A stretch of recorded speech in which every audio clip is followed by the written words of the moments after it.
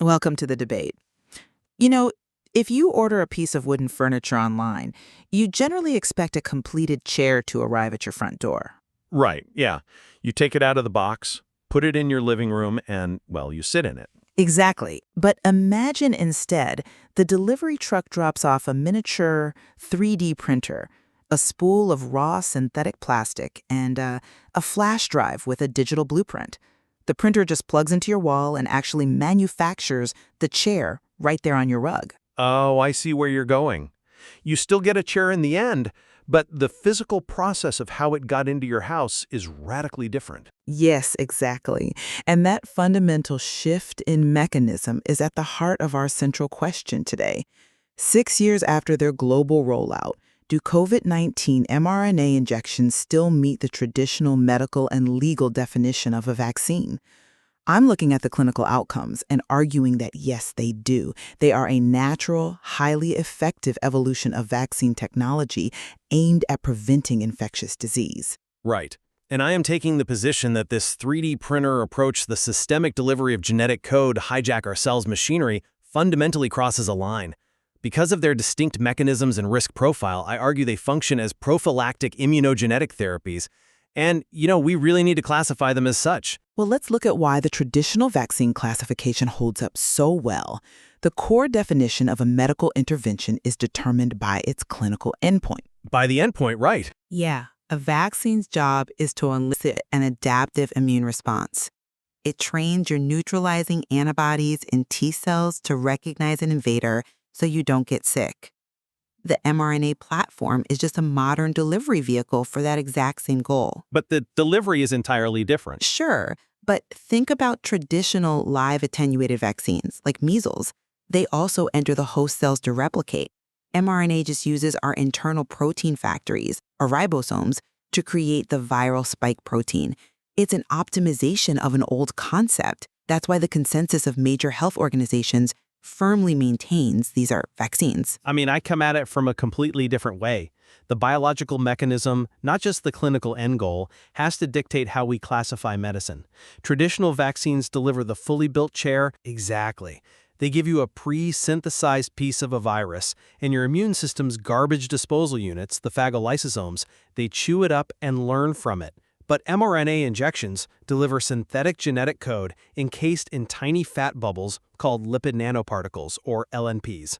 Which just protect the mRNA, right? Well, it's more than that. This is the exact same underlying technology used in FDA-approved gene therapies like Onpattro. By bypassing our innate immune sensors and forcing our own cells to manufacture the antigen internally, they operate mechanically as immunogene therapies. Okay, but how it enters the cell is exactly where I think people misunderstand those lipid nanoparticles.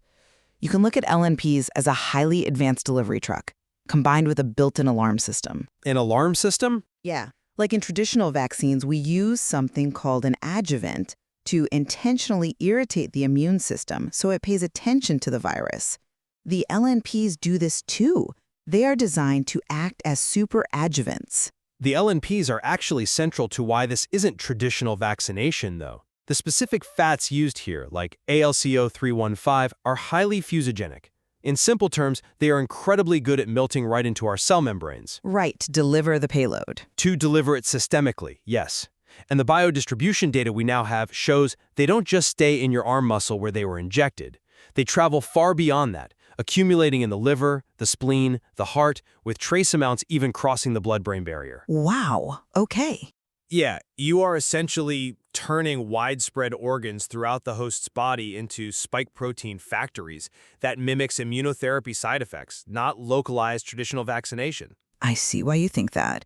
But let me give you a different perspective. When they distribute, they intentionally wake up the innate immune system, so it mounts a durable defense. But the systemic spread. Hold on.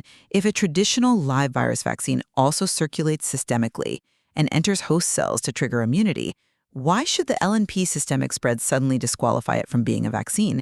Systemic exposure isn't inherently unvaccine-like. That's a compelling argument, sure, but have you considered what happens once that material is actually inside the cell? We aren't talking about a natural virus just doing its thing. We are talking about synthetic genetic manipulation. But that genetic delivery is strictly temporary.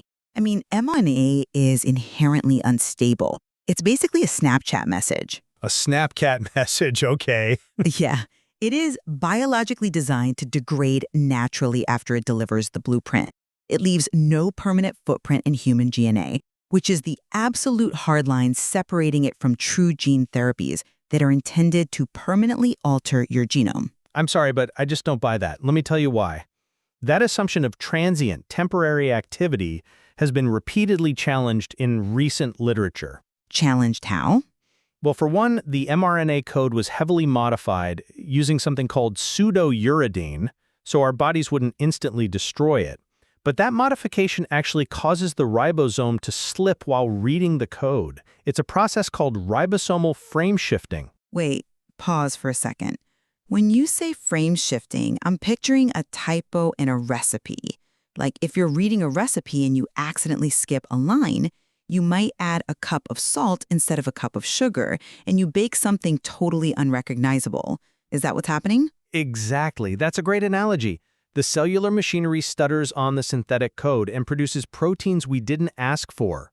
But more critically, let's talk about permanent DNA changes. The genomic integration claims? Yes. Look at the recent case report from Catanzaro and colleagues. They detailed a healthy 31-year-old woman who rapidly developed stage 4 bladder cancer.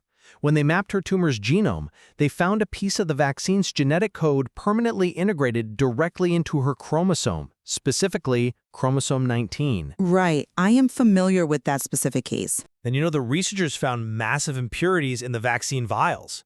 They found fragments of the actual DNA plasmids used to manufacture the RNA. And specifically, they found SV40 promoters. SV40 promoters, yes. Right. Think of an SV40 promoter as a genetic green light that aggressively tells a cell to read and copy DNA. Finding that active DNA integrated into a patient's chromosome proves that genetic alteration isn't just a theoretical fear, it's a real mechanistic risk. That's an interesting point, though. I would frame it very differently. No one is denying the presence of those manufacturing impurities, nor am I dismissing the tragic reality for that patient. But we have to look at the context of how that happened. The context being her cancer? No, the context of her genetics. That case report explicitly notes the patient already possessed severe DNA repair deficiencies in her genes. Her body couldn't fix genetic errors normally. Okay, but the impurity was still there. Sure, but what we are looking at is a manufacturing anomaly interacting with a highly specific edge case host vulnerability. A biological accident interacting with a genetic susceptibility does not redefine the intended mechanism of the drug itself. But the intent of the therapy doesn't matter if the macroscopic clinical outcomes fundamentally change. The unique mechanisms at play here, like the way the spike protein continuously circulates, or how the LNPs turn down the dial on our immune system's early warning sensors, create a pro-tumorigenic environment. A pro-tumorigenic environment? That's a big leap. Well, essentially, by keeping the immune system distracted or suppressed, it might miss actual threats, like cancer cells. Recent medical reviews catalog temporal associations with rapidly progressing turbocancers, T-cell lymphomas, and the reactivation of dormant diseases. These complications perfectly mirror what we see in advanced immune effector cell therapies, not simple vaccines. Look, I'm not convinced by that line of reasoning because it just flies in the face of established oncology consensus. Organizations like breastcancer.org explicitly state there is no evidence linking these vaccines to cancer. But the case reports. Well, certain reviews catalog case reports. We have to scale this conceptually. We are looking at Brighton case adverse events that remain statistically incredibly rare when placed against a denominator of billions of doses administered globally. Rare doesn't mean non-existent. Of course not. But holding a prophylactic drug to a standard of zero theoretical mechanistic risk ignores its primary overwhelmingly successful function. It prevented severe viral illness and death on a global scale. I'm not arguing that traditional vaccines carry zero risk. I mean, none of them do. I'm arguing that the type of risk we are seeing, genomic integration, ribosomal typos, immune suppression, is fundamentally characteristic of a gene therapy. I just disagree that the type of risk changes the classification. Well, when you use lipid nanoparticles to transfect human organs with synthetic genetic code, You owe it to the medical community to classify and monitor it with the exact same rigor we apply to gene therapeutics. It's about transparency. All right, well, let's summarize where we've landed today. My position remains that while the mRNA platform absolutely utilizes novel, synthetic genetic delivery, its ultimate function stimulating adaptive immunity against an exogenous pathogen to prevent disease keeps it firmly within the definition of a highly advanced vaccine. The end goal and the predominant clinical outcome is prophylaxis. Right. And my summary is that the systemic cellular transfection, the hijacking of our internal protein factories, and the documented presence of replication-competent plasmid DNA impurities represent a fundamental shift in medical technology. These mechanisms demand classification and, more importantly, long-term safety surveillance as an immunogene therapy. Yeah, I think where we absolutely converge is on the understanding that this technology represents a radical, complex departure from historical protein subunit or attenuated vaccines. Understanding its long-term interactions with the human genome is going to require ongoing, rigorous, and intellectually honest study. We certainly agree on that. Where we diverge is whether those biological realities override the drug's original intent when we write the medical definitions. Exactly. The complexity of modern biotechnology is actively challenging our historical medical vocabulary. We leave it to you, the listener, to decide if our regulatory definitions need to evolve alongside the science. Just remember that 3D printer sitting in your living room when the blueprint becomes the product. Does our definition of the delivery change?